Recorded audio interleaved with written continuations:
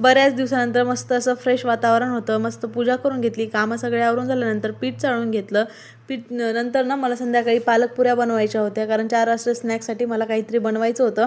म्हणून पालक आणून ठेवलं होतं. आणि पालक पुऱ्या बनवण्यामागे एक लाँग स्टोरी आहे, ती माझ्या मोठ्या व्लॉगमध्ये सांगितली आहे. ते नक्की व्हिडिओ जाऊन पहा.